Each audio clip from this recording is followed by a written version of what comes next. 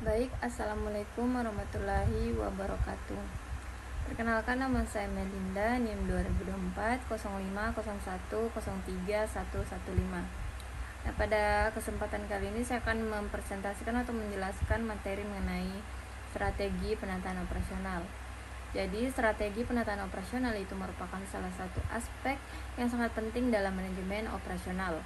Setiap perusahaan baik perusahaan manufaktur maupun perusahaan jasa itu memerlukan strategi yang tepat agar supaya seluruh kegiatan operasional itu berjalan secara efektif dan juga efisien, sehingga bisa menghasilkan produk atau layanan yang berkualitas. Nah, baik, poin yang pertama itu ada pengertian dari penataan operasional.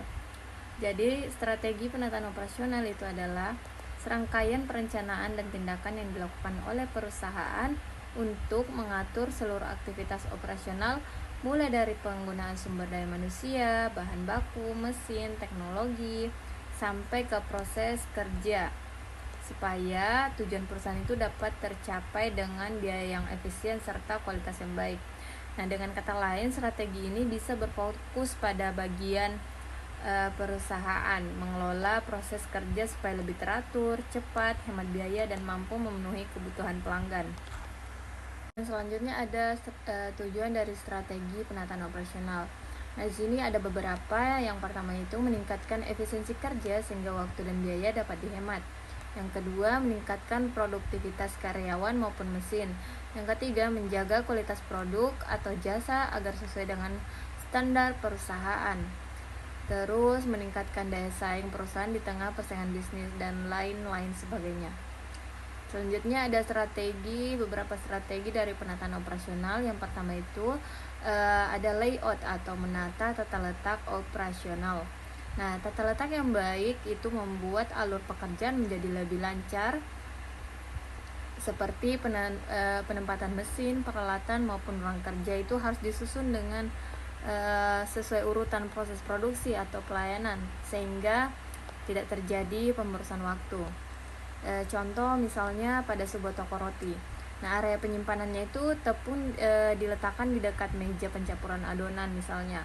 Nah, setelah itu terdapat oven, kemudian di bagian pendinginan, dan terakhir itu ada bagian pengawasan. Nah, dengan susunan seperti itu, proses produksi itu menjadi lebih cepat karena pekerja tidak perlu berpindah terlalu jauh. Yang kedua ada mengelola persediaan atau inventory. Nah, persediaan itu harus dikelola secara tepat agar supaya perusahaan itu tidak mengalami kelebihan maupun kekurangan stok. Nah, jika stoknya itu terlalu banyak, biaya penyimpanannya juga pasti meningkat dan juga berisiko barang-barang rusak. Nah, sebaliknya, jika stok barang terlalu sedikit, proses produksinya itu bisa terhenti karena tidak ada stok barang yang bisa kita produksi. Yang ketiga ada standarisasi proses kerja. Nah, standarisasi berarti setiap pekerjaan memiliki prosedur yang jelas sehingga hasil pekerjaan menjadi lebih seragam. Nah, dengan adanya standar operasional prosedur, atau SOP, nah seluruh karyawan itu bisa mengetahui langkah-langkah yang harus dilakukan sehingga kesalahan itu bisa diminimalkan. Yang keempat ada pemanfaatan teknologi. Nah, perusahaan itu memanfaatkan teknologi untuk mempercepat pekerjaan serta meningkatkan ketelitian serta mengurangi kesalahan-kesalahan yang bisa disebabkan oleh manusia. Terus pengembangan sumber daya manusia.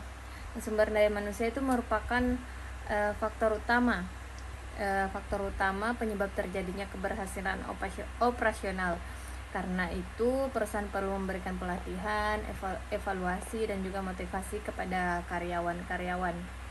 Nah, yang terakhir ada evaluasi dan perbaikan berkelanjutan. Jadi strategi operasional itu harus dievaluasi secara rutin supaya perusahaan itu mengetahui kekurangan yang masih ada. Nah, evaluasi ini dilakukan melalui laporan kinerja, masukan pelanggan, maupun hasil-hasil dari pengawasan yang telah dilakukan. Nah, poin materi yang selanjutnya itu ada manfaat strategi penataan operasional.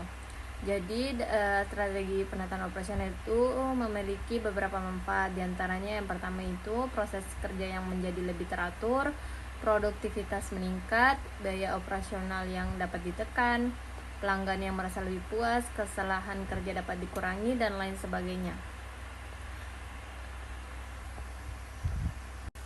Baik, mungkin itu saja yang bisa saya sampaikan terkait materi tentang strategi penataan operasional. Lebih dan kurangnya mohon dimaafkan. Saya kira dan ucapan wassalamualaikum warahmatullahi wabarakatuh.